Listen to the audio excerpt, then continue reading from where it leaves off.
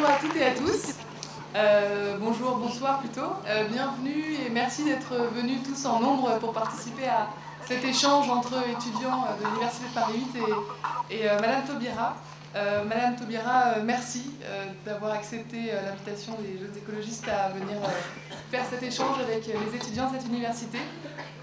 Alors donc cet échange, nous l'organisons, Antoine et moi, nous sommes les représentants des jeunes écologistes, on va animer cet échange. Et on organise donc cet événement en partenariat avec plusieurs associations de l'université de Paris 8, donc avec l'UNEF, l'Union des étudiants communistes de Paris 8, l'association Oxygène et l'Union des étudiants algériens de France. Donc merci à eux d'avoir également été partenaires de cet événement et nous avoir permis d'organiser cet échange. Alors, pourquoi Paris 8 ? Pourquoi ici ? Pourquoi vous, Madame la Ministre, ici dans cette université ? Alors, Paris 8, parce que Paris 8, c'est l'université des luttes et des mobilisations. C'est l'université des luttes pour la liberté et pour la justice. Et c'est aussi l'université de l'éloquence et de l'art, et de l'expression libre et de la liberté de parole. Et vous, Madame la Ministre, vous aussi, vous êtes une femme de lutte et de combat. Vous êtes une femme qui tient bon, une femme qui tient tête et qui, face à la haine, répond par l'honneur. Vous êtes ministre, Madame Taubira, mais une ministre pas comme les autres, une ministre que le débat inspire et qui, au milieu de l'Assemblée nationale, répond en citant des poèmes. Donc voilà, Madame Taubira, ce qu'on vous propose aujourd'hui, c'est de mélanger ces deux cultures, la vôtre, celle de l'Université de Paris 8, et d'échanger aujourd'hui sur un ton libre, sur les thèmes de la justice, de la liberté et de la citoyenneté, avec les étudiants de Paris 8 ici présents. Donc voilà.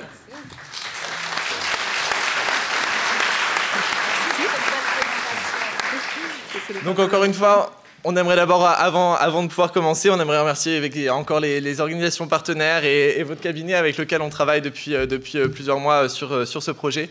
Et aussi la présidence de l'université ainsi que tous les services qui ont fait que cet événement aujourd'hui peut avoir lieu et qui se sont vraiment mobilisés et donnés à fond pour que ça puisse exister. Donc au cours de cette heure et demie, vous serez confrontés aux interventions des étudiants sur 3 sujets qui correspondent, qui vont se dérouler en 3 temps. La justice, forcément, vu que vous êtes ministre de la Justice, on ne pouvait pas passer à côté. La question de la liberté, liberté aussi des peuples, liberté avec votre histoire pour la liberté de la Guyane. Et aussi la question de la citoyenneté. On est dans l'université monde, la question de la citoyenneté européenne, voire d'une citoyenneté mondiale. C'est une question qui se pose. Donc 3 thèmes qui résonnent aussi bien avec ce que vous représentez, avec ce que Paris 8 représente. Donc après 4 interventions sur chaque thème, vous aurez quelques minutes pour répondre ici ou au pupitre comme vous le souhaitez. Alors sur chaque thème, les premières interventions, vu qu'on sait toujours que c'est un peu difficile de se lancer, ce seront celles des organisations partenaires et de membres de ces organisations partenaires. Puis ensuite, ce seront des interventions tirées au sort. Il y avait des boîtes à l'entrée de la salle pour chacun des thèmes. Et donc voilà, on n'a aucune idée de ce qui va sortir de ces boîtes. Et c'est le danger de l'exercice et on vous remercie encore de prendre ce danger, de prendre ce risque.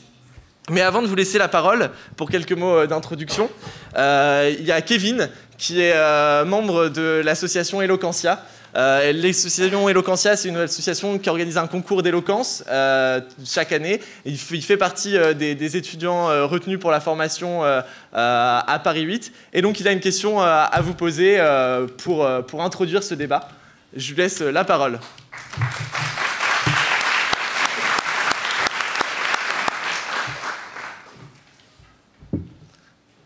Kevin, vous êtes bien rentré ?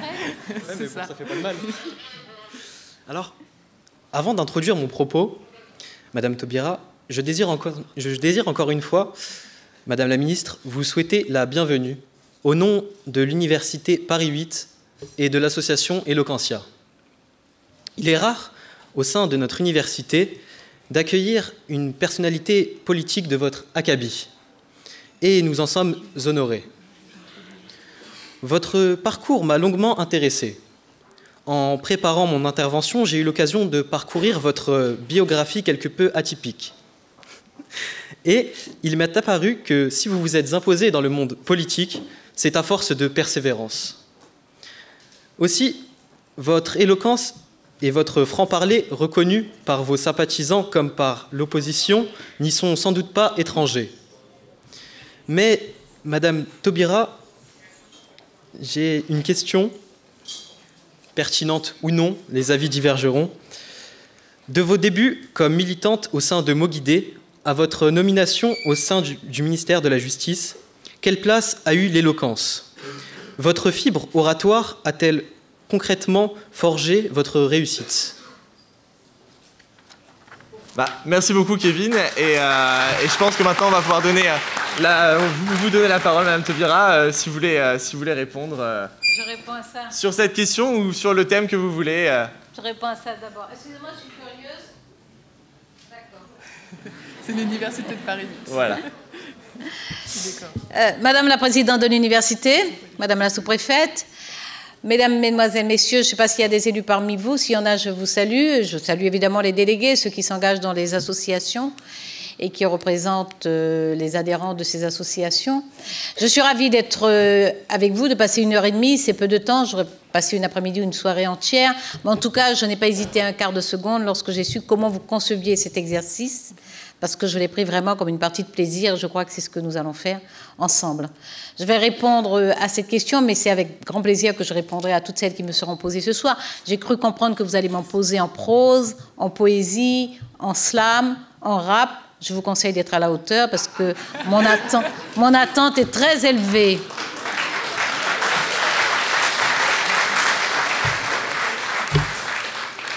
Est-ce que mon éloquence a servi? Je ne sais pas. Je ne sais pas parce que qu'est-ce qu'on appelle éloquence? Il y a une éloquence qui est travaillée pour des raisons précises. Des artistes peuvent travailler, des comédiens peuvent travailler, des personnalités politiques aussi peuvent travailler leur éloquence. Je pense que l'éloquence travaillée fait illusion quelque temps. Par contre, je pense que la relation claire, la relation directe, la relation franche, la relation loyale, celle-là qui se traduit par des mots, mais aussi par des attitudes, par une relation vraiment. Celle-là, sans doute, peut toucher les esprits, peut toucher les cœurs, peut heurter aussi. Et pour ma part, je ne crois pas qu'à aucun moment, la façon dont je m'exprime ait pu influer sur les responsabilités que j'ai eu à assumer. L'éloquence peut plaire à un moment, mais elle ne peut pas déterminer, en tout cas je le souhaite. J'aime la langue, j'aime les langues, j'aime la langue française en particulier parce que je lui trouve de belles sonorités, je lui trouve une grande plasticité, je lui trouve une magnifique esthétique, donc c'est une langue que j'aime beaucoup. J'aime beaucoup la poésie française, j'aime les chansons françaises, pas toutes. J'aime des chansons françaises, notamment celle de Jean Ferrat, par exemple. Mais j'aime d'autres langues aussi. Et parce que j'aime les langues, je sais voir la singularité de chacune, je sais voir la personnalité de chaque langue. Et je crois qu'en français, il y a ce que j'appelle une plasticité, c'est-à-dire qu'il y a une façon de s'installer dans la langue, d'utiliser ses sonorités. Il y a une façon de s'inscrire dans son rythme ou d'imprimer ce rythme. Voilà. Mais ça, c'est juste le bonheur de s'adresser aux autres. C'est-à-dire que moi, je ne serai jamais devant un miroir à ne parler qu'à moi-même. Ça, les gens qui font des exercices d'éloquence peuvent se livrer à ce genre de travail, de se parler à soi-même. Donc moi, je parle toujours aux personnes qui sont en face de moi. Et si je m'exprime sans note, puisque très, très souvent, c'est ce qui est relevé, c'est juste parce que justement, je parle. Voilà. Justement, je parle. Lorsque je suis dans un événement, je suis totalement dans l'événement. Lorsque je suis à l'Assemblée nationale ou ailleurs, je suis totalement dans l'événement. Alors évidemment, il faut travailler beaucoup. Donc, il faut maîtriser totalement les sujets sur lesquels on a à s'exprimer. Mais une fois qu'on maîtrise ces sujets, on doit être dans l'instant et dans la relation. Et à partir de ce moment, bien entendu, on est dans une relation tellement directe que l'on peut capter l'attention des personnes à qui on s'adresse. Mais c'est une relation réciproque, c'est-à-dire que les personnes à qui on s'adresse voient bien qu'on est attentif aussi à ce qu'ils disent, à ce qu'elles disent. Donc j'ai milité effectivement au MOGUID, on dit MOGUID, Mouvement guyanais de décolonisation, mais avant cela j'ai milité à l'Union des étudiants guyanais à Paris quand j'étais étudiante. C'était un mouvement indépendantiste. Pour la Guyane, lorsque je suis rentrée après mes études, j'ai continué à militer dans un mouvement indépendantiste sur place, le MOGUID. Et puis en 1981, vous savez que la gauche est arrivée au pouvoir en France, et à partir de 1981, les Guyanais considéraient, parce que nous étions militants indépendantistes, mais très très engagés, je raconte effectivement tous ces épisodes-là dans le livre Mes Météores, que je n'aurais jamais publié si je savais que je deviendrais garde des Sceaux après. Mais nous avions une action très proche des gens, nous faisions beaucoup de choses publiques. Nous publions des bandes dessinées sur l'histoire de la Guyane, nous faisions du théâtre de rue, nous assurions des cours de soutien pour les enfants dans les quartiers défavorisés. Donc nous étions en contact avec la population. Et à partir de 1981, les gens nous ont dit « Oui, mais la gauche ne colonise pas, la gauche n'est pas colonialiste, ça n'a plus de sens de réclamer l'indépendance. » Nous avons continué pendant un an encore. Et nous avons estimé que nous ne pouvions pas avoir raison contre tout le monde, donc nous avons cessé de militer politiquement pour nous impliquer dans d'autres engagements. Donc certains sont allés dans des syndicats, moi j'ai monté des associations. J'ai décidé que ma vie professionnelle serait une vie d'engagement, donc j'ai décidé de changer de métier tous les 4 ans. Je suis économiste, donc je changeais de métier tous les 4 ans dans les domaines économiques. Voilà. Donc, mon éloquence n'a rien à y voir. J'ai des choix de vie. J'ai des choix de vie que j'assume. Et puis, j'aime les gens. J'aime la relation avec les autres. J'aime la bagarre. J'aime la castagne. J'avoue, je ne frappe jamais la première. Jamais. Mais quand je rends les coups, je rends pour qu'on ne revienne pas.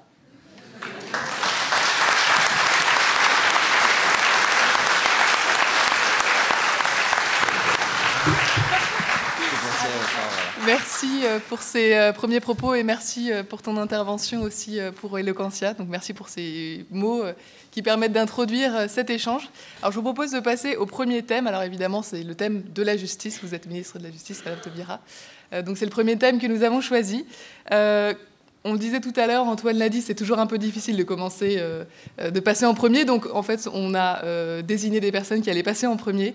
En l'occurrence, des représentants ou partenaires ou membres des différentes associations partenaires de cet événement. Et donc, je vais commencer par donner la parole à Jordan Trombetta des Jeunes Écologistes et suivra ensuite Rudolf de l'Union des étudiants communistes qui est quelque part dans la salle, qui est à gauche. D'accord. Ben, Jordan, à toi la parole. Merci d'être là. Moi, j'ai écrit un petit texte, ça s'appelle « Ours et humains de toutes les places, unissons-nous pour la lutte des glaces ». Ça fait « Moi, j'ai pas la rage de Kenny Arcana, ni les rêves brisés de Tony Montana, mais j'ai dans ma tête, sous la forme d'un chambara, une bataille honnête pour vous, Christiane Taubira. J'habite une planète où l'on découvre les eaux profondes dans les filets des chalutiers. Saison casse-tête de mon iPhone, je reçois des ondes. Allô Nabila? Non, c'est Jean-Marie Messier. À mon tour de poser une équation. Multinationale partout, justice nulle part. À Yasuni, peuple indigène, biosphère, mise au placard. Fukushima, cancérigène nucléaire, c'est trop tard. Ma planète n'est pas à vendre, mais le monde à réinventer. Si on récolte ce que l'on sème, putain, les OGM, qui les a plantés? Génération de demain, génération de l'espoir. Non, au grand soir, je préfère les petits matins. Petits marins, Greenpeace, sur un bateau, c'est la justice environnementale qui tombe à l'eau. Montée des océans, fausses réfugiés, Madame la garde des Sceaux, c'est quand que ça va changer? Merci. Alors, cette intervention, parce que la notion de justice est une notion qui a beaucoup de dimensions, donc voilà, la question de la justice environnementale en fait aussi partie. Rudolf va s'exprimer sur une autre question. À toi la parole. Bonjour Madame. Bonjour Rudolf. Donc, Madame la Ministre, bienvenue en Seine-Saint-Denis. Madame la Ministre, bienvenue à la fac de Saint-Denis. Dans ce merveilleux département du 9-3, la justice n'est qu'un artifice révélant l'injustice. Triste est de voir que sous son bandeau, la justice cache son strabisme. Ne voyant plus droit, la justice frise l'injustice comme un flic sous pastis. Si l'injustice sévit impunément, sévit sévèrement, surtout sur les fils et les filles de ce département, c'est que l'infraction est maître mot, non mot du maître. Féroce infraction tortionnaire, méprisant le mot du maître, féroce infraction tortionnaire, méprisant le mot du maître, cette régularité débonnaire. Pour ce département, je ne lâcherai pas un slam, mais une question qui fait un petit peu bam, sans vouloir vous faire mal, madame, sauf peut-être à l'âme. Pourquoi est-il donc plus simple d'être en infraction plutôt que d'être régulier? Pas d'histoire de gangsters ni de voyous, mais des critères et des choix lucides et froids, comme ce simple constat que l'infraction avec discrimination coopère. 2 exemples, 2 choix subis, des critères choisis, l'injustice qui sévit. Premier exemple, avec le mauvais blaze, la mauvaise ganache, le code postal pas chic, le sexe qui fait choc, pas évident de trouver un job. Pour beaucoup, il est plus facile de découper des plaquettes, les détailler en barrettes, les écouler auprès de vos fillettes à l'occasion d'une bonne grosse fête. L'illicite pour avoir le frigo rempli plutôt que le salariat de la vie. Second exemple, nos villes sont si ternes et homogènes qu'il est difficile de voir de la couleur chez les bourgeois sans que ça ne gêne. Dans nos villes, pauvres restent avec pauvres, riches avec riches. Pourtant, les plus grands malfrats ne sont pas les têtes capuchées, mais les cols blancs. Les villes bourgeoises enfreignant la loi avec force et honneur, comme un major levé à la République. On choisit de payer une amende plutôt que d'être les bananes appliquant la mixité sociale. De ces 2 exemples, je vous le demande, madame, lequel est le plus dangereux à l'idéal républicain? L'un est sans cesse stigmatisé et réprimé, l'autre protégé et encouragé. Madame la ministre, bienvenue à Paris 8.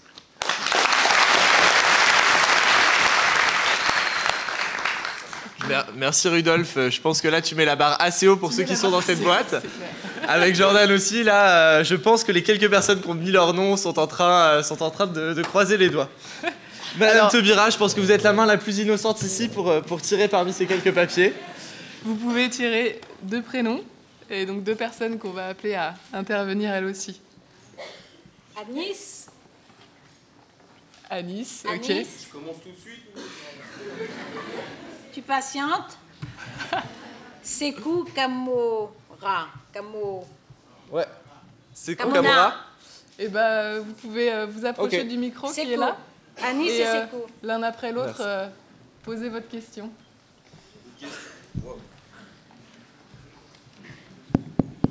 Un, deux. Bonsoir tout le monde. Salam alaikum pour les Arabes. Et des Chinois, non? Genga style. Ok. Madame Taubira, à nous 2. Bienvenue en France. Là où la loi perverte a une préférence. Pour celles qui sucent pas sous le bureau. Pour celles-ci, il y aura toujours du boulot. Bienvenue dans le pays à Carlos. Là, on mange dans ton assiette et on décide de ta sauce. Ensuite, on veut que tu te rabaisses et tu mosses. Bienvenue en France, la société de bolos. Hein? Ma vie, un film d'action. On se fait péter, la Omar m'a tué. Je pense bien que la loi a été écrite de la main d'une prostituée qui nous pine avec ses règles. Ici, dans les bons lieux de France, c'est la loi de la jungle. Je fais du rap sauvage, vous avez le droit de m'appeler Tarzan. Même si vous me mettez en cage, grâce à Dieu, je ne perdrai jamais la raison. C'est sur des défaites que se font les victoires. L'Afrique, l'Europe, je connais le territoire. Que je vis à l'amour, à la mort et le soir. Quand j'use le bitume, mais à force d'y croire. Mes baskets me font mal, car j'ai le sens du devoir. Certains l'oublient, notamment les gens de pouvoir. Assassins, délinquants, assis sur le trône du roi. Je lève le doigt et je dis fuck tous ceux qui disent votez-moi. Pine des impôts, ils me payent tous les mois. Maillot m'a dit, fiston, c'est pas sur scène que tu brilleras. Alors je n'écoute pas les rappeurs. Ils ont des délire tordu comme une scoliose. Ils nous chantent la misère, alors que la plupart mènent la vie rose. Je crois plus en leur disquette, je suis un arabe et je suis plus un bose. Entre nous, rien n'a changé. Grâce à Dieu, alhamdoulilah, bien comme je suis, et surtout, je veux pas changer. Je suis authentique, je fais pas de tminique. Pas d'instru, des gens, une salle, un micro et ça kick. C'est parti pour un délire qui veut pas frimer, que rimer. Soulager les malheurs qui nous font déprimer. La plupart ont le cœur abîmé. Restez avec moi, quelques petits pas de break et je vais vous animer. Même s'il faut vous réanimer. Si ça va toujours pas, prenez un comprimé ou un joint et arrêtez de piner. Entre nous, rien n'a changé. Voilà.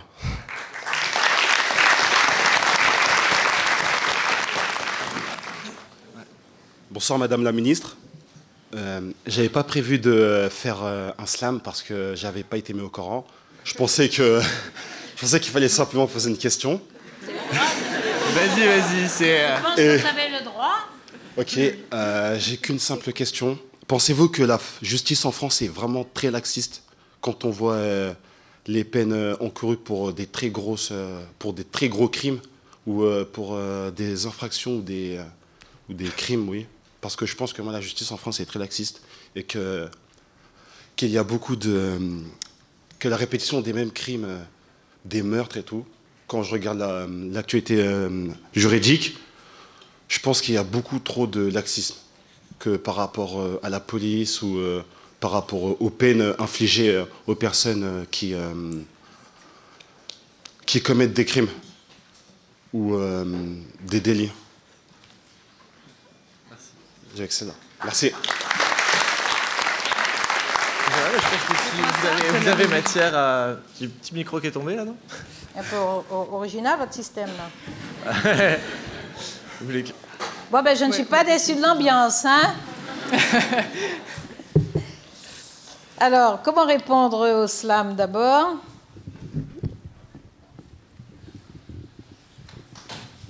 L'art introduit de la liberté et de la fantaisie. Donc, je vais prendre un peu de liberté et de fantaisie dans l'interprétation que je fais de vos propos tels que vous avez choisi de les chanter. Jordan d'abord, sur l'environnement. Moi, je perçois surtout une conscience de la planète et une exigence sur ce que doit être la planète.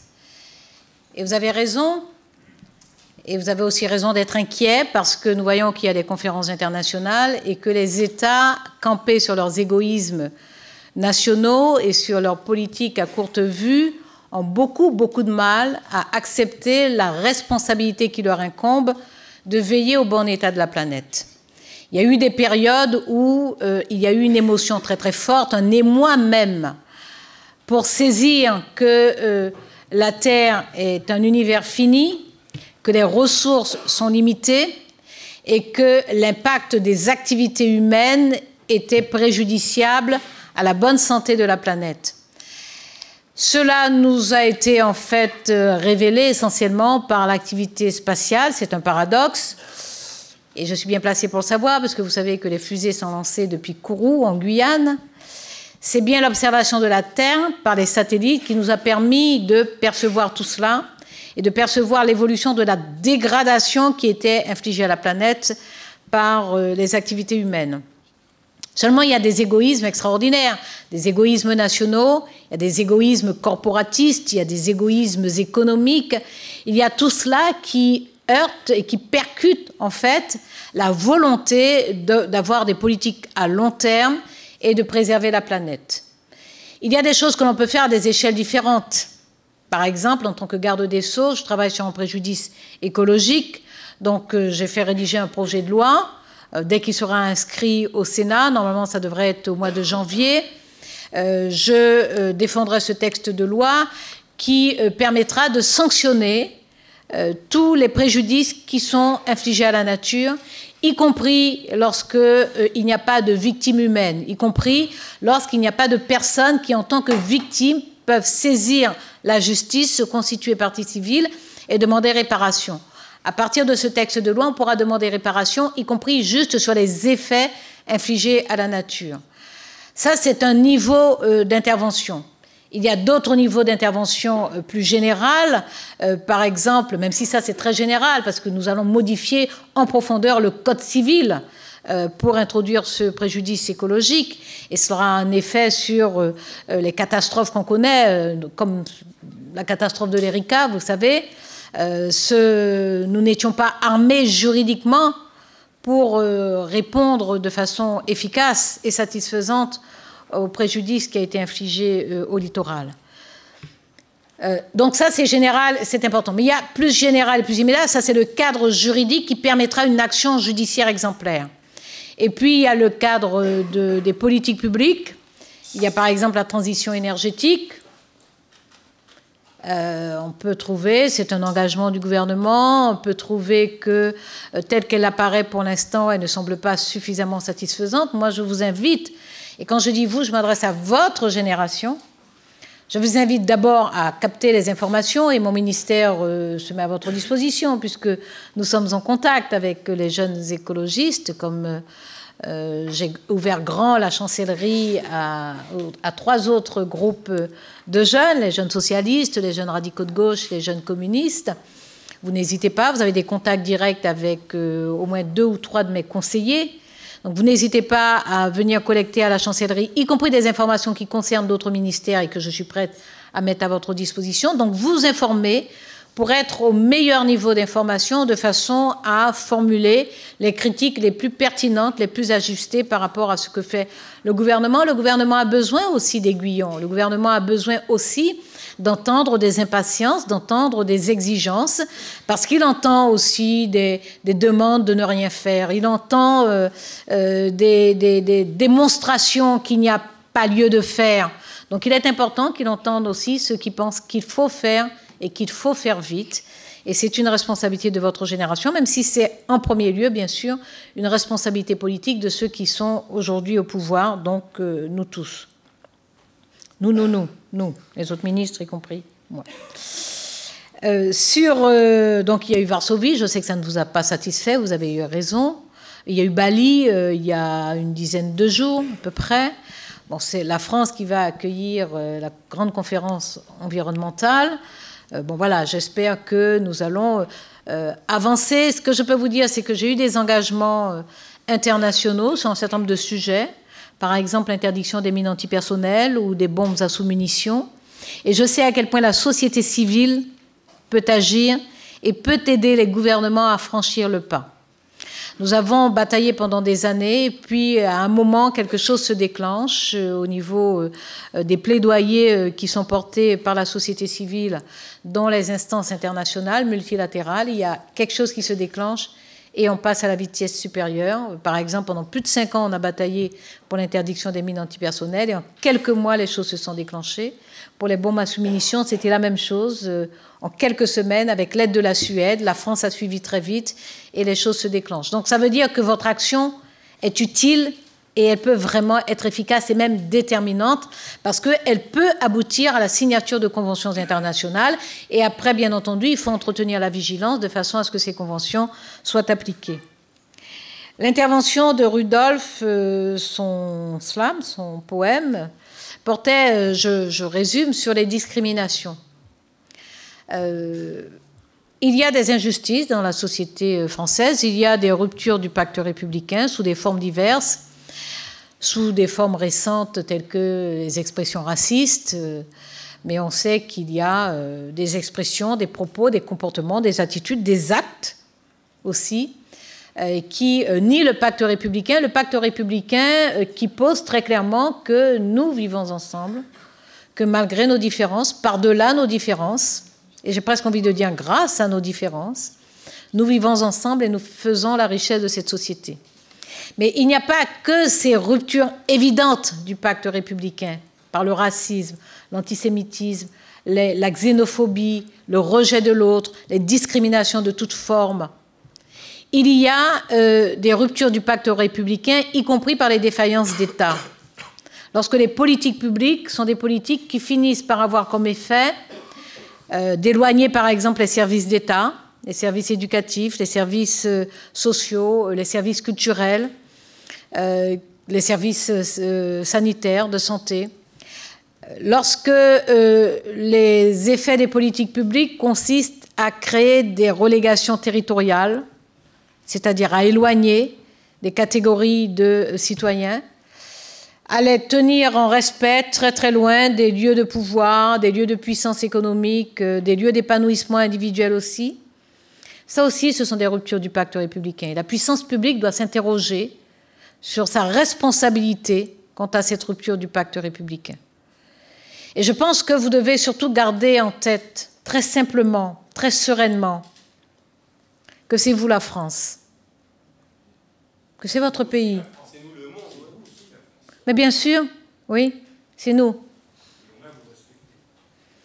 Oui, bien sûr. Je suis bien d'accord.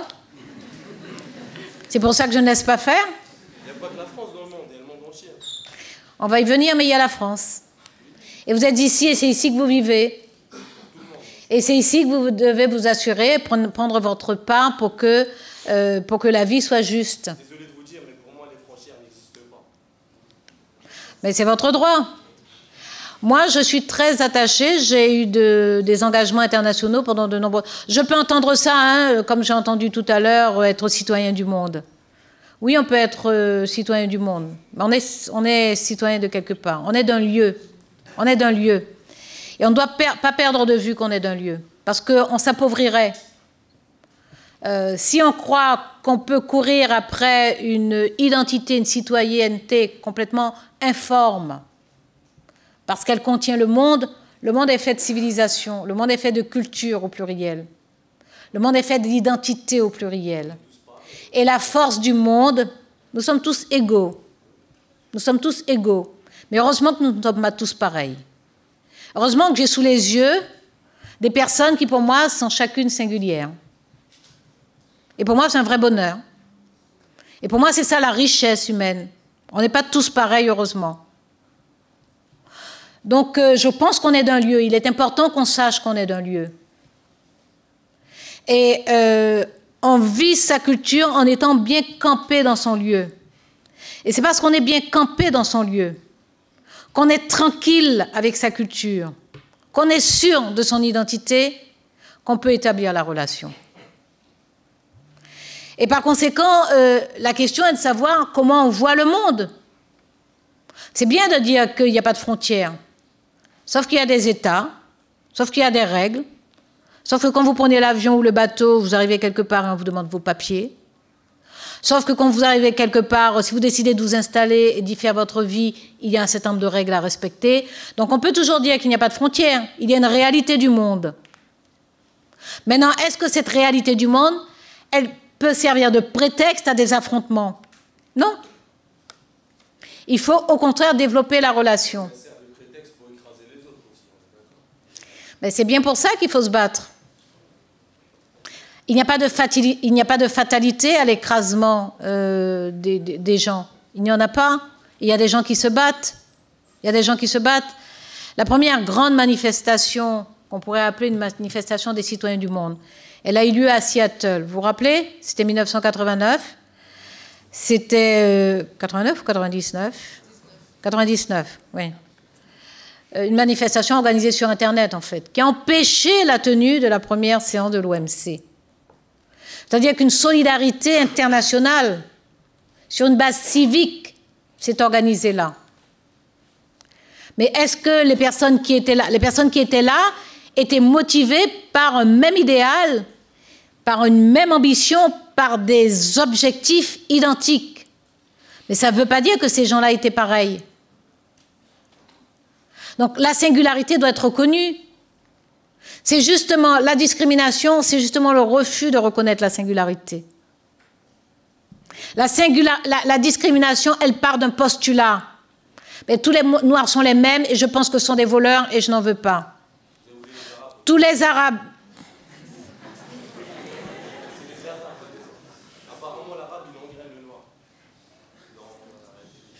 Non, moi je ne sais pas, moi je trouve pas, franchement je te le dis, hein, je te parle très franchement, enfin, ou je vous, si ça te vexe que je... D'accord? Donc je continue dessus. Je veux dire que quel est l'intérêt de cette rencontre si c'est pour que tu assènes ta conviction qu'il n'y a pas de frontières, que les discriminations ne peuvent pas être détruites, que, bon voilà, on écrase les gens et qu'il n'y a rien à faire. Bon, je veux dire que moi, ce n'était pas la peine que je vienne jusqu'ici. J'espère bien quand même. Mais je ne parle pas qu'à toi, je parle à tout le monde. Tu es d'accord qu'on partage? Tu es d'accord qu'on partage? Je comprends ton tempérament, hein, parce que...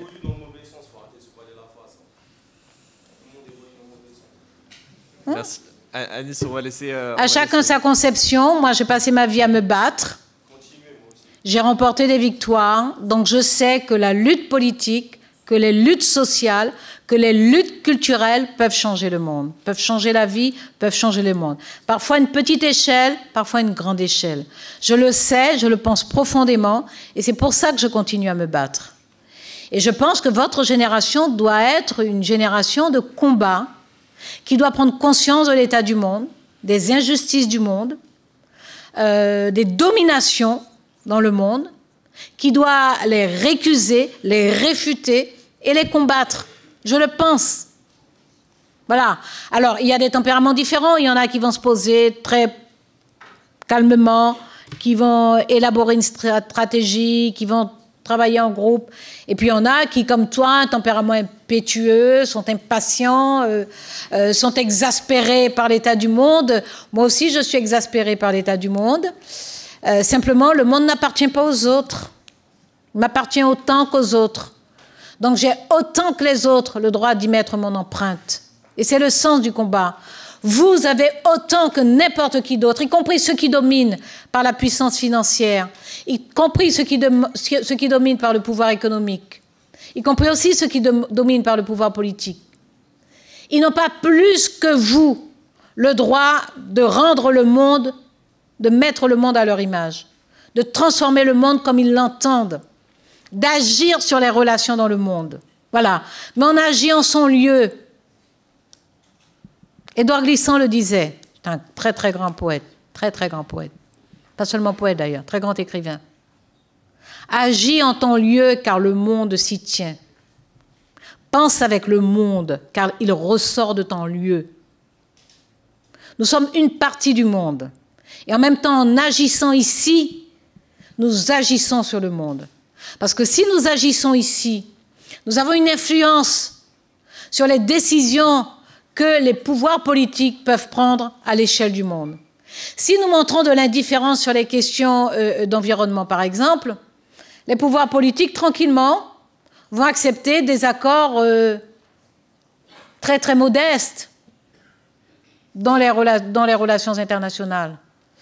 Si, par contre, ils sont poussés ici par une exigence qui se formule, ils seront tenus, parce qu'ils savent qu'ils reviennent après les accords internationaux, ils seront tenus de traduire dans les textes internationaux le niveau d'exigence qui s'est exprimé chez eux. Voilà. Donc, il y a des discriminations, c'est indiscutable. Je ne leur trouve aucune circonstance atténuante. Il y a des discriminations qui visent très directement des personnes, des individus. Il y a des discriminations systémiques, c'est-à-dire telles que la société est organisée, elle exclut. Mécaniquement, elle exclut.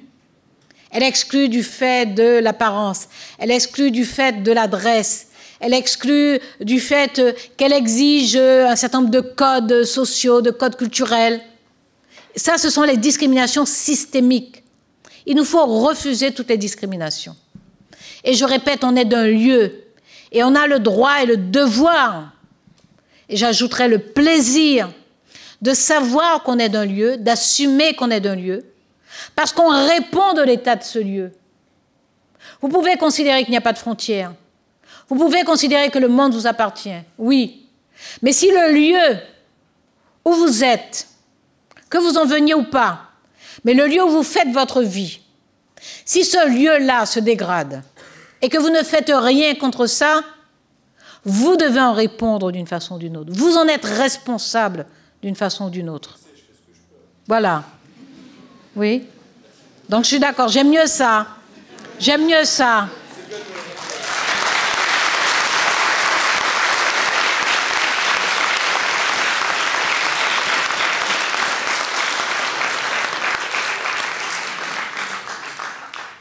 Et puis le reste, alors est-ce que la justice est laxiste? Ça, c'est une injure que l'opposition profère à longueur de temps. La justice n'est pas laxiste. D'ailleurs, quand l'opposition dit ça, c'est pour me discréditer moi. Sauf que ce n'est pas moi qui rend la justice. Je suis responsable du bon fonctionnement du service public de la justice. Mais ce n'est pas moi qui prononce les jugements. Donc voilà, il y a là une entourloupe. Non, la justice n'est pas laxiste. La justice... Alors, la justice, c'est très compliqué. D'ailleurs, il y a des philosophes qui disent que la justice n'existe pas. Il n'y a que l'injustice et la façon dont on peut contenir l'injustice. Je ne vais pas vous embarquer dans ces considérations philosophiques. Ce que je vais vous dire, c'est que pour vivre ensemble dans une société, il nous faut veiller à ce qu'elle soit juste. Non seulement la justice institutionnelle, mais la justice sociale dans la société. Ça, c'est extrêmement important. Ça ne dispense pas, ça n'exonère pas de réfléchir à la justice institutionnelle, la façon dont elle est rendue, la façon dont les textes de loi eux-mêmes, parce que les juges, les magistrats, appliquent les textes de loi. Donc il faut regarder déjà si les textes de loi sont des textes justes. Après, il faut voir les conditions dans lesquelles ces textes de loi sont appliqués. Mais c'est vrai qu'il y a une façon de considérer que certains actes sont plus graves que d'autres. Par exemple, très clairement, ces dernières années, puisque je crois que c'est plutôt Sékou, oui, qui en parlait. Ces dernières années, les pouvoirs publics ont eu tendance à considérer que la délinquance en col blanc, comme vous disiez, c'est-à-dire la délinquance des personnes qui sont dans des milieux aisés, mais qui utilisent aussi surtout des outils économiques pour se livrer à de la délinquance, qu'elle était moins grave.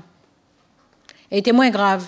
Et la considérant comme moins grave, ils ont pris un certain nombre de décisions qui traduisaient cette conception, d'une part, et qui permettaient l'application d'une moins grande sévérité, d'une plus grande clémence à l'égard de cette délinquance.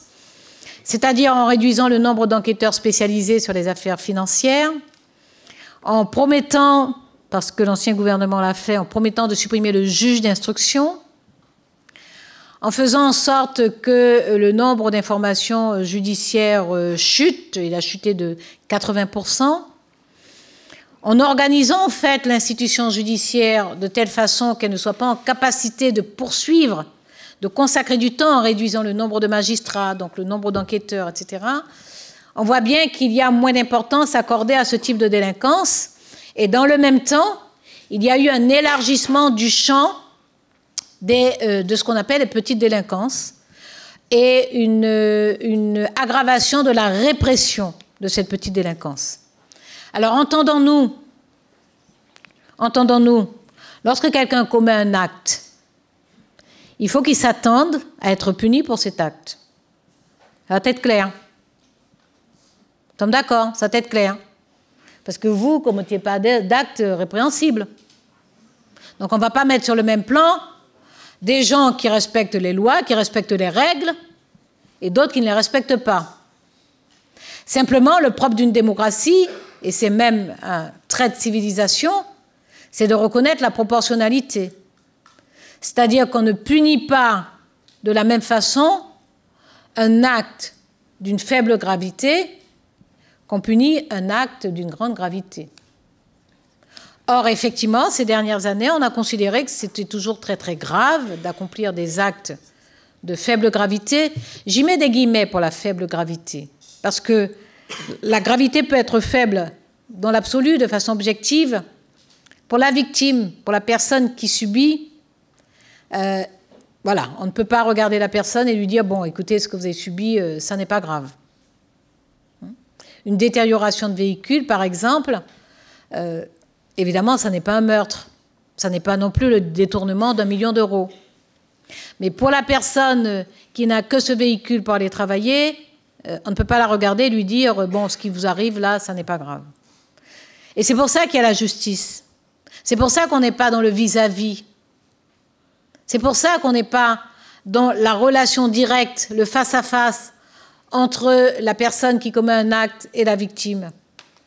Parce que dans l'effet de l'acte, il y a la dimension subjective, il y a la dimension affective, il y a la dimension émotionnelle qui amplifie, bien entendu, la gravité de l'acte, alors que l'acte lui-même peut ne pas être grave. Mais en même temps, il faut que celui qui a commis cet acte ait conscience des effets sur la personne qui en subit les conséquences. Donc la justice permet cette rencontre-là, mais elle fait l'intermédiaire quand même, pour éviter qu'on revienne à la loi du talion ou à la vendetta. La civilisation, c'est de faire en sorte que la puissance publique se mette entre les citoyens lorsqu'il y a un conflit, et que la puissance publique ait les moyens, par les lois, de décider de la sanction qui correspond à l'acte qui a été commis. Mais elle doit décider aussi de la réparation qui doit être assurée à la victime qui a subi cet acte-là. Merci beaucoup. Moi, je n'avais pas 2 minutes. Comment ? Je n'avais pas 2 minutes. Ah oui, bah, allez-y, est-ce que... J'ai pris 2 fois 4 minutes, 8 minutes. Il y avait 4 questions. J'ai répondu à tout le monde à peu près ? Non ? Bon. C'est fait pour ça, hein, les questions-réponses, hein, pour que la réponse ne corresponde pas exactement à la question. C'est tout, c'est fini ? Alors après, on peut passer à un autre sujet, à une autre boîte. Ouais. Mais c'est... C'est moi qui choisis encore ? Ouais. Allons-y. Alors, tu parles du... J'espère qu'il y a d'autres poèmes quand même. Donc après avoir traité de la justice, on va passer sur un autre sujet qui est assez lié quand on était sur la question de peut-être des peines, celle de la liberté. Celle des libertés, aussi bien la liberté des peuples que les questions de la rétention par exemple. Les libertés individuelles, les libertés numériques par exemple, c'est dans l'actualité avec le projet de loi de programmation militaire par exemple. Donc voilà, on ne sait pas ce qui va... Non. On va voir si On va voir, ça tombe pas dans les dépend, questions. comme toutes les interventions, ça va dépendre. Donc on aura Nihad. Niyad, Est-ce qu'il y a où es-tu? Nihad quelque part? D'accord, ok, Bah, tu prépare-toi. peux... Et Yass se prépare. Yas, et on en prendra deux autres juste après. Après. Oui, yes. Yes. Donc, c'est sur le thème de liberté, justice, citoyenneté. J'ai pas pu choisir. Et c'est un poème. L'union, une utopie ou une réalité. Le passé, s'acharner ou pardonner, accepter ou se torturer. La liberté est retenue. Je crois en la justice, qui est la plus importante des valeurs. Principe, fondement, application. À quoi bon si nous sommes incapables d'être main dans la main? Laissons faire le malsain, l'assoiffé d'intérêt, le redoutable torturé.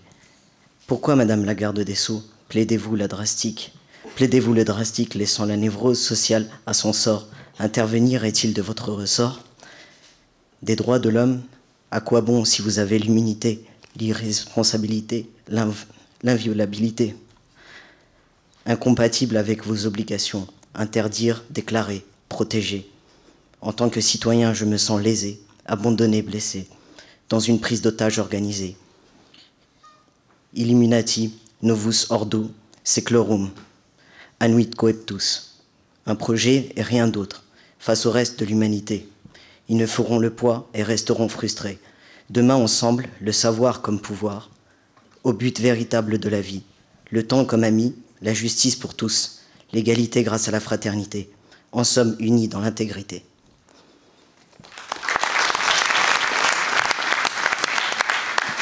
Est-ce que Yas ou Yassé est ici? Ou a mis son nom et est parti ensuite, et ben on va piocher un autre. On va piocher deux autres noms alors. Bon, allons-y alors. Ah bah, on l'a déjà eu, c'est à nouveau Sékou. Ah oui, si vous remettez les papiers. Ah oui, c'est dommage. Bah non, c'est pas le même papier.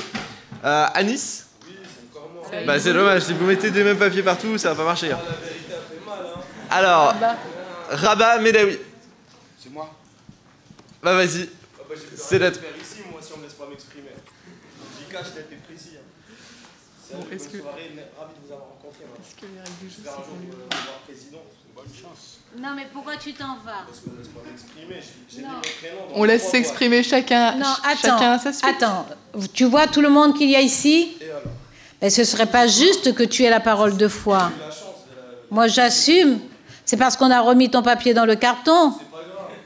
Un jour, il sortira du carton. Non, mais comment tu... Alors, tu veux vivre à l'échelle du monde?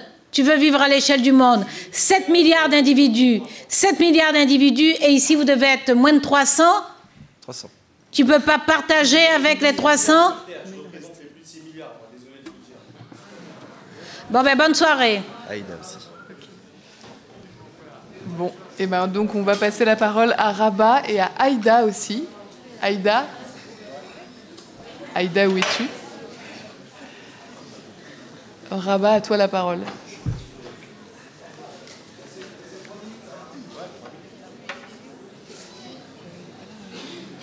Comment? Aïda. Bien le bonjour. Bonjour madame. Bonjour monsieur. Je suis honoré de vous voir et ma conscience m'a dit de venir parce que j'ai été scandalisé par des propos qui ont été écrits sur des vitres. Ça commence par les vitres et après on se demande où ça finit. Ça c'est où la mémoire. Donc je pense que mais combattre le fascisme, il faut le combattre avec le savoir. Donc je vous offre un livre.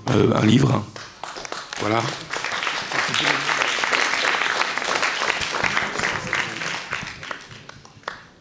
Voilà, on me l'a offert, mais comme je lis actuellement Aimé Césaire, donc c'est un travail de passeur.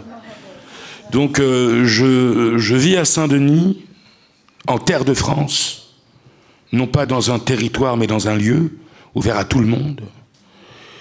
Et j'ai eu le privilège hasardeux de rencontrer des passeurs, parce qu'on a besoin de passeurs à Saint-Denis, de transmetteurs, comme vous venez de faire à l'instant, de nous expliquer des choses. Et donc voilà, je me suis mis à la poésie par hasard. Ça m'a même j'ai été invité 2 fois en Guadeloupe, où j'ai joué avec un poète extraordinaire qui se nomme Joby Barnabé. Vous connaissez, non? Qui est un homme extraordinaire. Il a été mon père, il a pris soin de moi. Et j'étais invité donc avec Claude Danican. Vous connaissez, non? Claude Danican, le réseau de Poétique Alliage. Ok, voilà, j'étais avec Joby. Donc, est-ce que vous aimez Aimé Césaire? Oui. Vous voulez un texte d'Aimé Césaire? Oui. Mais je n'ai pas besoin de feuilles. Hein. À force de regarder les arbres, je suis devenu un arbre. J'ai rencontré un arbre et j'ai vu dans ses yeux mes yeux. Il m'a tendu ses mains et il m'a dit « Regarde mes racines, tu y trouveras ta vie. » Et il a aussi dit « Et nous sommes debout maintenant, mon pays et moi, les cheveux dans le vent. Ma main petite maintenant dans son poing énorme, et la force n'est pas en nous mais au-dessus de nous. Dans une voix qui vrille la nuit et l'audience, comme la pénétrance d'une guêpe apocalyptique. Et la voix prononce que l'Europe nous a, pendant des siècles, gavé de mensonges et gonflé de pestilence. Car il n'est point vrai que l'œuvre de l'homme est finie, que nous n'avons rien à faire au monde, que nous parasitons le monde, qu'il suffit que nous nous mettions au pas du monde. Mais l'œuvre de l'homme vient seulement de commencer. Et il reste à l'homme à conquérir toute interdiction immobilisée au coin de sa ferveur. Et là, je réponds à ce facho qui a écrit un truc bout de bêtise sur une vitre. Et aucune race ne possède le monopole de la beauté, de l'intelligence, de la force. Voilà, madame, c'était pour vous.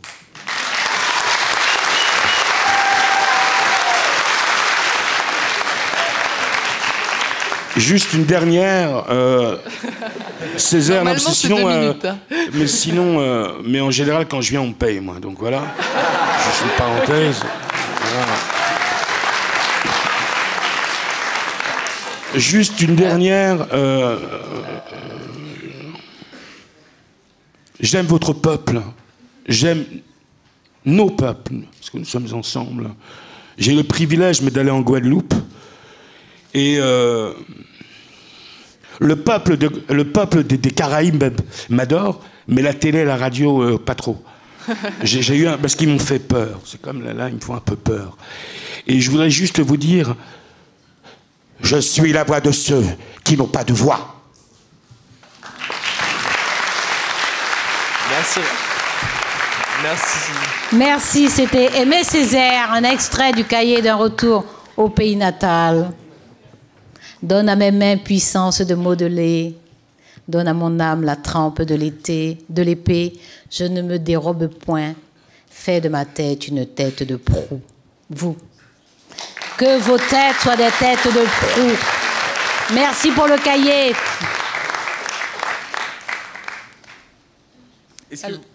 Si vous voulez répondre aux 2 interventions, et puis est-ce que... Jihad. À Niad et Rabat. Et il y a aussi Aïda qui était proposée. Non, mais il y a que... Mais qui n'est pas là, donc on va répondre à Niad et Rabat. Niad. Voilà. Niad, tu m'as demandé des tas de choses là dans ton poème. Non, pour moi, j'avais été clair depuis tout à l'heure, parce que pour moi, l'écologie, c'est une chose très importante. Et de toute façon, il n'y a pas de... Il n'y a pas de son. Bon, ben on continue à converser, d'accord? Merci pour ton poème. D'ailleurs, si vous voulez, avant que je m'en aille, vous pouvez me donner vos poèmes. Tous ceux qui... sauf si c'est le seul exemplaire. Mais si vous l'avez ailleurs, je veux bien prendre la feuille où il est... Bon, ben non, ben je te le laisse. Mais tu peux me l'envoyer à la chancellerie. Tu m'envoies une copie. Merci. Alors, on va maintenant donner la parole à Sylvain Diamant. Est-ce que Sylvain Diamant est ici? Bah vas-y, Sylvain. Donc sur le... Ah bah t'étais... D'accord, bah vu qu'on t'avait pas vu. D'accord, bah alors Aïda et ensuite Sylvain. Donc Aïda sur le thème de la liberté et Sylvain sur celui de la citoyenneté. J'aurais souhaité, à la manière de Mahmoud Darwish, vous dire les choses en termes poétiques. Je ne le puis. Chère Madame Taubira, pour vous, vous êtes une dame pour laquelle j'ai beaucoup d'admiration, j'admire beaucoup votre parcours. Malheureusement, je n'ai pas ce talent poétique. Mais permettez-moi de vous lire quelques lignes, je serai rapide. Je regrette, Madame Taubira, que vous n'ayez pas fait abroger la circulaire mise en place en 2010 par Michel Alliot-Marie, alors ministre de la Justice, enjoignant au procureur de la République d'engager des poursuites pénales contre les citoyens appelant au boycott des produits israéliens.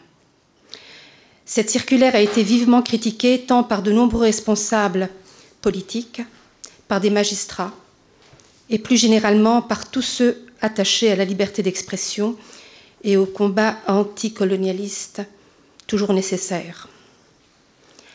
C'est en vertu de cette circulaire que des poursuites pénales ont été engagées sur les territoires contre plus d'une centaine de personnes, de citoyens, pour la plupart des militants associatifs pacifiques appelant à ne pas acheter des produits israéliens afin que l'État d'Israël respecte le droit international en Palestine. Quand ferez-vous abroger, Madame Taubira, la circulaire qui criminalise les militants anticoloniaux? Merci. Ça ne vous interdisait pas de nous dire quelques mots de Mahmoud Darwish, Madame. Il y en a de très beaux, la terre nous est étroite. Et nous nous dévêtons de nos membres pour passer dans son étroit défilé. Il se trouve que... Vous auriez pu l'écrire. Vous auriez pu l'écrire. On empêche à des poètes palestiniens de pouvoir naître et de pouvoir grandir et de pouvoir exprimer et de pouvoir raconter leur lieu qui est la Palestine.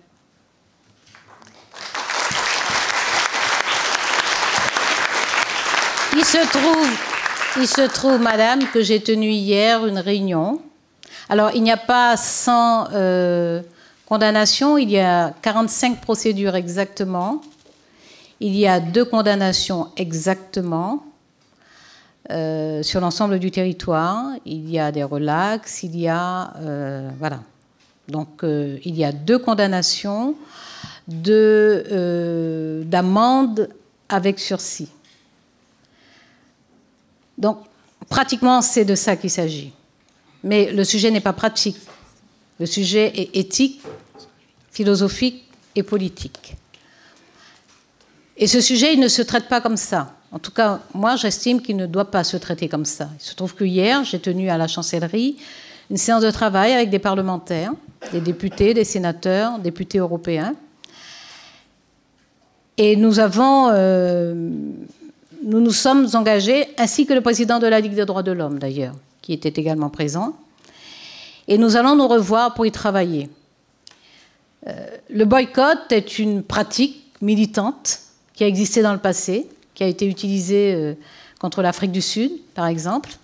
C'est une pratique qui peut se développer, qui dans d'autres pays, d'ailleurs, s'utilise contre d'autres pays, qui en France a été tombée en désuétude. En tout cas, ça fait quelques années qu'il n'y avait pas eu d'utilisation du boycott. Le boycott est une pratique militante qui est reconnue, qui est affichée, qui est publique. Et c'est vrai que depuis 2010, cette circulaire conduit les juridictions à prononcer des peines.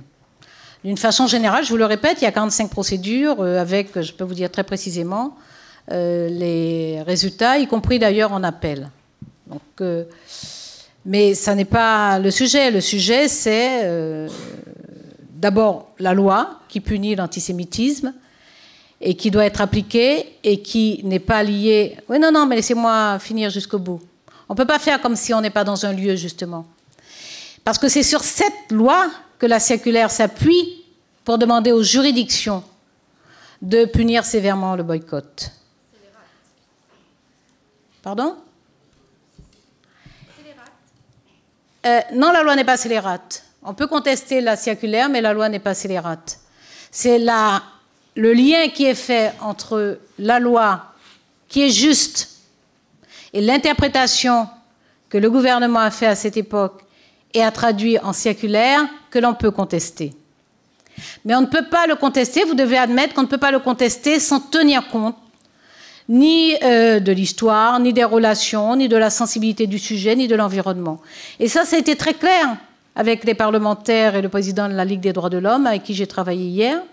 Nous allons nous revoir, nous allons organiser des rencontres, poser les choses très clairement et voir comment il n'y a pas une perception faussée du message.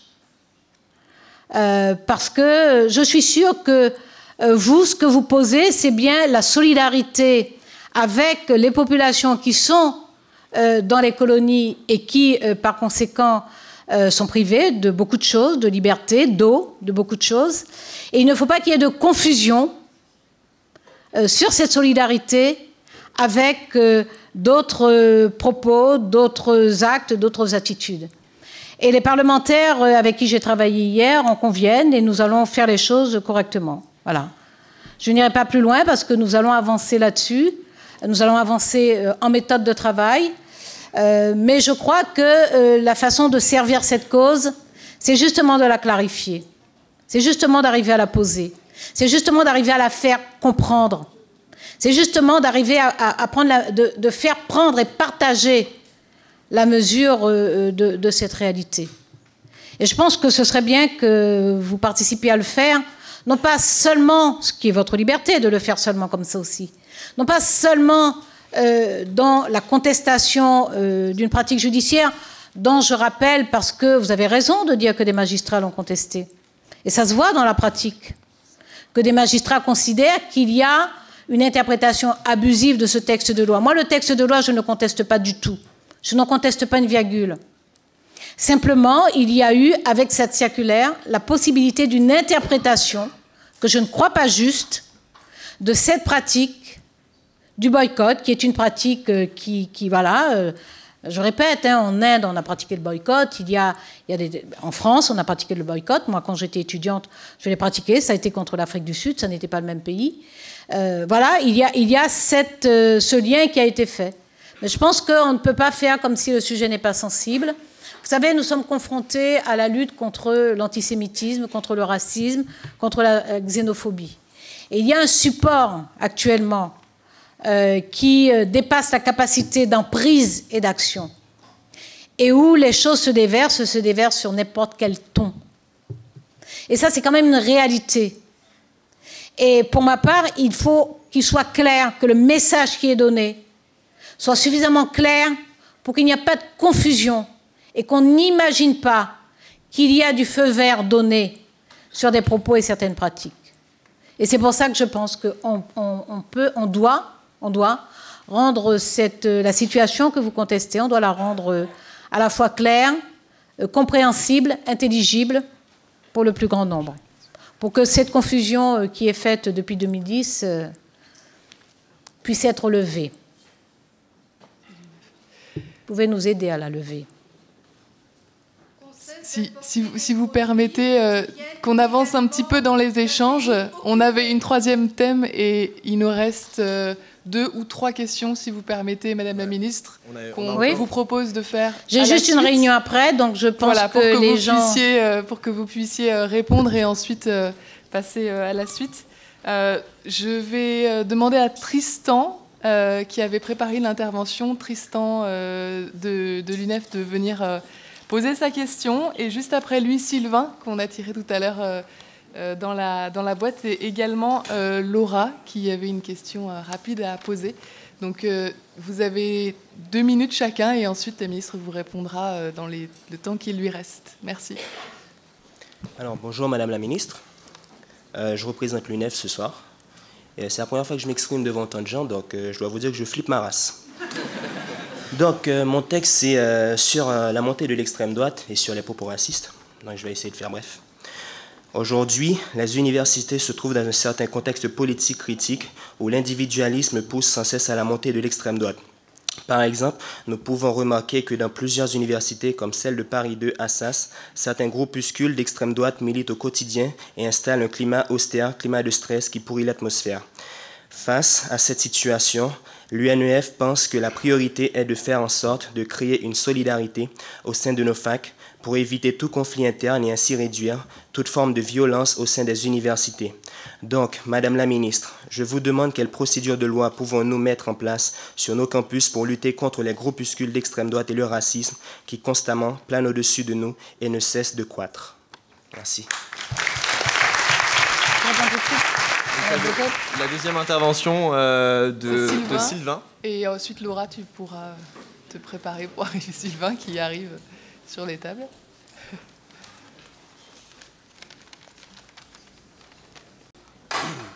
Ah ben on se dépêche, Sylvain. Excusez-moi. Bonsoir Madame la Ministre, ou plutôt Madame Taubira, je préfère saluer la femme plutôt que la femme d'État. Si j'ai même le droit de vous appeler Christiane, ben, ce sera un beau cadeau de Noël pour ce slam. Le slam, c'est pour moi un exercice, ma foi, fort intéressant. Et puis, comme on ne voulait pas bousiller cet événement, la messe a ses codes, j'ai préféré m'y conformer. Pas une habitude, c'est pour pas écorner la soirée. Je vous prends un parti pour me défendre. Si je me fais censurer, si vous ne pouvez m'entendre, car ce que je vais dire ce soir ne va pas plaire. En effet, je vais gloser sur le sécuritaire. Alors, pour la liberté d'expression, je vous demande de veiller à ce que tout le monde respecte ma propagande. C'est promis, je vais essayer de ne pas faire trop long, même si une vraie substance politique, ça a du bon. Déjà, je rends hommage à ce que vous êtes. Pas facile au gouvernement de faire ce que vous faites. On vous tire dans le ventre, quelquefois dans le dos. Vous résistez et tenez bon contre tous les fachos, contre cette horde de fanatiques fous furieux, les racistes, les irresponsables et surtout les journaleux. Ça me fait pas plaisir de le reconnaître. Les politiques ont rarement du cran, faut bien admettre. Commençons par parler de liberté. Ça tombe pile poil, c'est le thème de la soirée. Ici, à Paris 8 est tombée une nouvelle mesure, un plan de sécurité, symbole de fermeture, plus le droit d'afficher, plus le droit de se réunir. Si on enfreint ces règles, on peut s'attendre au pire. L'université de Saint-Denis est un lieu public qui laisse peu à peu la place aux chiens et aux flics. J'en mets une couche sur la justice dans la même veine, c'est votre ministère, pleurez qu'on nous la prenne. Il serait juste de pouvoir tous et toutes s'inscrire à l'université, hélas le contraire est en train de se passer. Ici on distingue les bons des mauvais étudiants, bientôt vous verrez une vingtaine de vigiles devant. Contrôlant ceux qui ont la carte, ceux qui ne l'ont pas, qui n'ont pas les moyens de s'inscrire alors que c'est un droit. Alors il et elle viennent suivre des cours, s'asseyant dans un amphi, près de l'issue de secours, discrètement pour pas qu'on les voie, qui ne se sont pas acquittés de leurs droits. Parlons enfin de la citoyenneté, un mot que j'aime pas beaucoup, souvent galvaudé. Pour l'université ouverte, on se mobilise pour faire entendre notre voix contre cette traîtrise. Par 2 fois, on s'est invité à la table des chefs. On voulait faire part à la direction de nos griefs. Et rappeler que sans les étudiants, les étudiantes, il n'y aurait ni université ni présidente. 20 000 des nôtres étudient dans cette fac et 4 votent à l'élection, je dis arnaque. Quand les gens décident de reprendre en main l'avenir de Paris 8, des études de demain, Madame Tartakovsky se barricade au rectorat de Créteil, sympathique escapade, sauf que nous aussi nous sommes venus, on n'aime pas trop se faire voler notre dû.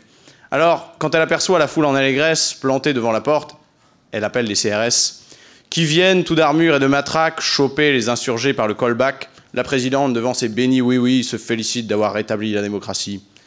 Voyez vous-même, ma chère Christiane, sous nos apparents bonnets d'âne, la soif de justice fait bouillonner nos carafes. J'ai encore un dernier paragraphe. Pour votre collègue de travail, juste un mot à la perfide, la dangereuse Furaso. Elle souhaite faire de nos universités une forteresse ouverte seulement aux classes aisées, dirigée par le patronat, nettoyée de ses tâches. Par tâches, j'entends ceux et celles qui échouent, qui ne trouvent pas leur voie du premier coup. Ceux et celles qui veulent aussi qu'on les écoute, qui pensent que la fac managériale fait fausse route.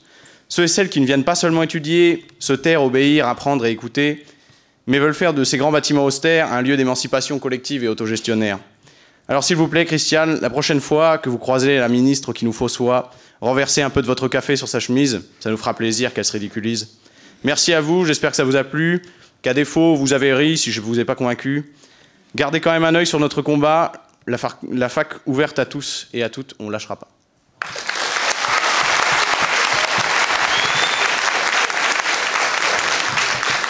Et la dernière intervention de Laura, je pense que Madame la Ministre pourra répondre sur une partie de ce qui vient d'être posé comme question, mais Laura va Il y a quelqu'un d'autre très rapidement. Après Laura? Ah d'accord. Rapidement. Bonsoir Madame Taubira, merci beaucoup d'être là. Je remarque que le hasard, qui fait pas trop mal les choses, a permis à relativement peu de femmes de s'exprimer. Donc je vais un peu porter la voix des sans-voix.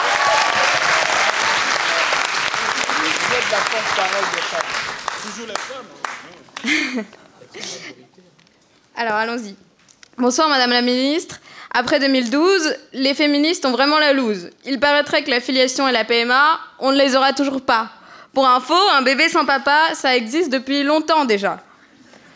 Nous qui sommes sans passé les femmes, nous sous-citoyennes les femmes, nous perpétuellement dans le noir, tant qu'il n'y a pas d'homme dans l'histoire, qu'on soit lesbienne, bisexuelle, célibataire, nous ne sommes pas maîtresses de nos corps, reléguées à un triste sort, entravées dans nos libertés, accès réduit à l'IVG, exil et poursuite pour la PMA, assez, nous n'en pouvons plus du patriarcat.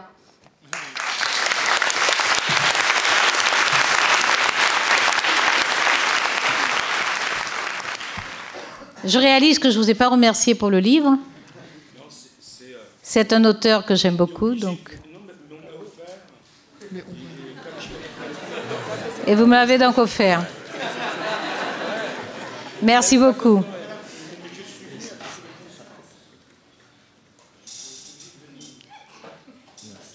Vous avez bien fait. Merci en tout cas, j'apprécie vraiment. Bon, alors ces dernières interventions, là, on savait que l'exercice était dangereux, ça le confirme. Bon, bah, écoutez, l'art, c'est l'art. Hein. Évidemment, je ne peux pas partager, accepter que je ne partage pas vos propos, ni sur la présidente de l'université, ni sur la ministre de l'Enseignement supérieur. Bon, je le dis très clairement. Je connais l'histoire de cette université. Il se trouve que cette université, dans les années 70, on a dû vous le raconter, a connu une effervescence extraordinaire. Moi, j'y venais. Alors, c'était pas ici. J'allais à Vincennes, Paris 8, parce que c'était un lieu de très grande liberté. C'était un lieu de partage de savoir. C'était un lieu où les règles ont été abattues. C'était 72-73. Plutôt 73, c'était l'année de l'assassinat d'Allende, le coup d'État au Chili. J'étais extrêmement mobilisée sur la solidarité avec les Chiliens, donc l'accueil des réfugiés chiliens, l'organisation de la solidarité. Et je faisais mes études, parce que c'est intéressant, les 3 dernières interventions. J'étais étudiante à Paris 2. Donc j'y allais assez peu. Et je fréquentais beaucoup d'autres universités. Donc j'allais à la Sorbonne, j'allais à Sancier, j'allais à l'Institut des hautes études en sciences sociales, parce qu'en fait c'était là qu'était le quartier général d'ailleurs pour la solidarité avec les Chiliens. Et je venais beaucoup suivre les cours de Paris 8, Vincennes. C'est des cours extrêmement libres, c'est des espèces d'agora. Parfois nous étions assis par terre et il y avait des profs comme ça qui se donnaient à fond et qui partageaient le savoir. Moi, je crois que l'université doit rester l'université telle qu'elle a été conçue à l'origine, c'est-à-dire un lieu où le savoir se partage, s'entrechoque, se distribue très librement. Sauf que nous ne pouvons pas ignorer la réalité non plus des situations. Et j'entends que, et notamment à votre âge, hein, j'entends que vous protestiez contre des mesures de sécurité. D'une certaine façon, je vous dirais de continuer à être heurté par les mesures de sécurité. Mais sachez que on ne prend pas des mesures de sécurité par fantaisie, ne serait-ce que parce que ça coûte de l'argent, par exemple. C'est pas par fantaisie que des mesures de sécurité sont prises. Aujourd'hui, on sait que dans les lieux publics, il y a des personnes qui pénètrent ces lieux publics et qui constituent un danger pour les personnes qui y vivent ou qui y étudient. Donc, il y a aussi une responsabilité à assurer la sécurité de tous. S'il y a des choix abusifs, bon, moi je crois qu'il y a une démocratie à l'intérieur des universités. Il n'y a pas de démocratie à l'intérieur des universités, mais s'il y a des représentants d'étudiants. Il faut vous impliquer dans la représentation, dans le dialogue, y compris lorsqu'on ne s'entend pas, y compris lorsque c'est un dialogue de sourds. Mais il le faut. En tout cas, moi, je ne fais que passer ce soir. Je ne vais pas avec légèreté dire qu'il faut que l'université soit ouverte à tout vent. Moi, je voudrais qu'elle soit ouverte à tout vent. Moi, je voudrais que la chancellerie soit ouverte à tout vent. Sauf que les surveillants pénitentiaires qui gardent l'entrée de la chancellerie, ils me signalent qu'il y a des moments où ils sont en danger, parce qu'il y a des gens, par exemple les anti-mariages, on en a devant la chancellerie tous les jours. Tous les jours. Parfois ils sont 1, parfois ils sont 5, parfois ils sont 10. Et puis de temps en temps, ils déferlent à 200. Et ils forcent l'entrée. Mais moi, dans mon bureau, je travaille, mais je peux travailler parce que l'entrée est gardée et que ces personnes assurent la sécurité de l'ensemble du personnel.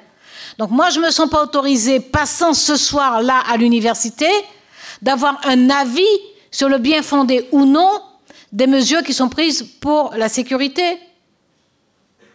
Vous comprenez? Je ne pense pas, moi, que notamment dans une université comme celle-là, dans toute l'histoire de cette université, c'est son ouverture. C'est d'être accessible à tous. C'est de faciliter l'accès au savoir, et pas seulement au savoir, à la discussion, parce que ce qui changeait Paris 8 du reste, c'est que ce n'était pas la relation péremptoire du sachant face à des incultes, c'était vraiment une circulation de savoir, d'opinion, des discussions permanentes. Donc c'est vraiment l'identité de cette université Paris 8. Si aujourd'hui elle en est à avoir besoin d'appeler des CRS ou à avoir des vigiles, bon, il y a, voilà, je ne pense pas que ce soit une fantaisie, donc il y a une interrogation. Et il suffit de regarder partout, partout. Moi, partout où je me déplace, il y a un déploiement de policiers. J'ai l'habitude de circuler librement, de prendre mon vélo, d'aller où je veux. Je suis entourée d'officiers de sécurité et partout où je vais, il y a un déploiement de policiers. Bon, moi, il y a des gens qui m'ont déjà sauté dessus. Voilà, il y a des gens qui, voilà, il est arrivé que, évidemment, les officiers de sécurité arrivent, mais il est déjà arrivé que les gens, y compris des jeunes, tout jeunes, parce que moi, ce qui me frappe dans les manifestations qui finissent pas depuis un an, là, c'est qu'il y a des gamins. Il y a des gamins qui me sautent dessus en hurlant « Taubira, casse-toi !» Bon, si je suis livrée à moi-même, moi qui vais librement, qui suis tout en contact avec les gens, qui touche les gens, qui embrasse les gens, qui fait des photos avec les gens, moi, je me ramasse n'importe quoi aussi dans ces cas-là. Donc, voilà, on est maintenant dans une vie qui fait que il y a des mesures de sécurité à prendre. Donc, je comprends que ça vous dérange, et je trouve très bien que ça vous dérange, mais vous seriez les premiers à reprocher à la présidente de l'université si elle n'avait pas pris des mesures et que malheur survenait dans l'université. Voilà. Mais continuez à ne pas accepter de vivre dans une société, mais faisons en sorte qu'on n'ait pas besoin que les lieux de savoir puissent redevenir des lieux de libre circulation. Il faut, mais il faut que ce soit possible dans la société. Et vis-à-vis de Madame Fioraso, je ne sais pas, c'est pas bien ce que vous avez dit, je ne vais pas jeter du café dessus. Parce que je l'aime beaucoup. Mais en plus, je veux dire que faites remonter les débats aussi. Quand je vous disais au début, je vous dis, exprimez-vous, exprimez votre impatience. Parce que le pouvoir entend ceux qui sont organisés peuvent défendre des intérêts, y compris juste catégoriels. Parce que c'est la réalité du pouvoir tel qu'il est organisé. Il y a des personnes qui ont facilement accès au pouvoir, et puis il y en a qui ne peuvent même pas approcher le pouvoir. Le pouvoir peut, lui, quand même être attentif au peuple, à l'ensemble des gens, et notamment aux plus vulnérables.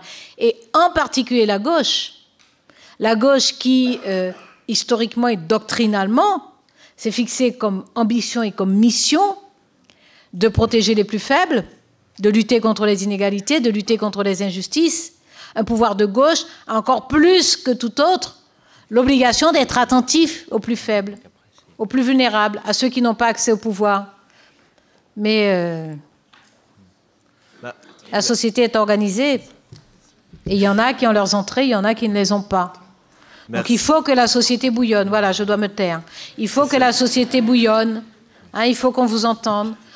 Sur la PMA, machin, là, c'est un autre sujet. Ça ne veut pas dire que ce n'est pas un sujet important, mais comme on n'arrête pas de me dire merci. Puisqu'on me dit merci, je vous dis merci. Je dis merci puisqu'on m'indique qu'il y a une autre salle avec 200 personnes qui ont suivi. En vidéo. C'est bien ça. Donc, je veux les saluer. Je vais passer leur dire bonjour très rapidement. Merci à vous pour ce moment, pour cet exercice extrêmement difficile et périlleux. Il était périlleux. Merci à vous, Madame Taubira, d'avoir joué le jeu.